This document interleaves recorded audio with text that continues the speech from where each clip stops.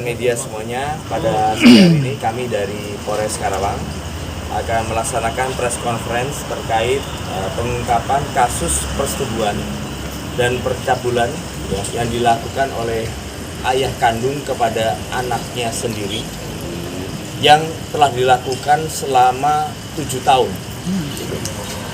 Jadi berawal dari adanya informasi dari masyarakat, adanya seorang wanita di daerah Batu Jaya yang melahirkan seorang anak laki-laki. Jadi sebelumnya yang bersangkutan ketika pada saat melahirkan itu dibantu oleh tetangga kontrakannya sendiri. Nah, tetangga kontrakannya sendiri akhirnya melakukan atau menanyai kepada korban dengan inisial D, umur 20 tahun. Bahwa yang bersangkutan kira-kira siapa ayah dari jabang bayi ini. Karena didesak dan sebagainya, akhirnya mengakulah bahwa anak dari perempuan dengan inisial D ini sebagai korban ini adalah anak dari bapaknya kandung sendiri. Dari situ kemudian ditengahi oleh pihak keluarga dan pihak kelurahan serta dari pihak Polsek Batu Jaya, dan akhirnya mencoba untuk mengundang tersangka yang kebetulan tersangka dengan istrinya sempat berdomisili di desa Batu Jaya, di kecamatan Batu Jaya, tapi sudah pindah di daerah Cilincing, Jakarta Utara.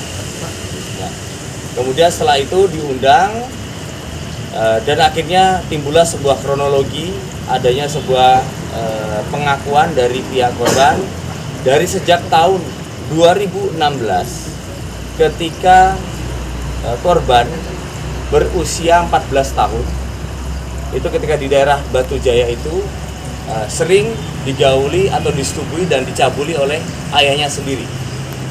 Jadi pada saat itu kondisi korban diancam oleh bapaknya sendiri apabila tidak melayani hasrat nafsunya itu, bahwa tersangka akan melukai ibunya yang merupakan istrinya. Nah, oleh karena itu, karena masih kecil, masih dalam kapasitas sebagai anak, akhirnya korban mengikuti hasrat kemauan atau nafsu dari bapaknya sendiri dengan berawal dari meraba-raba bagian yang sensitif yang akhirnya juga terjadi persetubuhan. Belum. Jadi mengandungnya itu tahun 2022 Januari.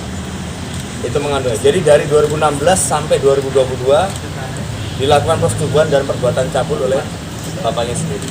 Dan untuk kondisi psikologisnya sekarang saat ini yang bersangkutan masih dalam keadaan trauma. Nah, oleh karena itu kami memohon bantuan dari Komnas Perlindungan Perempuan dan Anak dan juga termasuk dari Dinas Sosial dan P2TP2A untuk nanti bersama-sama dengan unit BPA kami untuk melakukan pendampingan secara psikolog. Tapi untuk anaknya sekarang terpisah. Dari korban tentunya sangat syok dan tidak memahami kenapa ini bisa terjadi. Namun demikian berdasarkan keterangan dari tersangka, kami sudah melakukan pendalaman kenapa bapaknya sendiri mau untuk melakukan tindakan ini kepada anaknya sendiri, dan kemudian yang bersangkutan menyampaikan ini karena khilaf dan karena terbutakan oleh nafsu. Jadi mungkin pada saat anaknya mungkin tidur melihat sesuatu secara visual sehingga akhirnya bangkit nafsu. Hasil informasi bahwa anak dari korban sendiri kondisi fisik sehat, tapi karena ini adalah hubungan sedarah, nanti kita akan lihat ke depannya seperti apa ya. Dan kondisi korban sendiri baik ya. Jadi tetap dalam pemantauan. Trauma pasti akan ada, ya.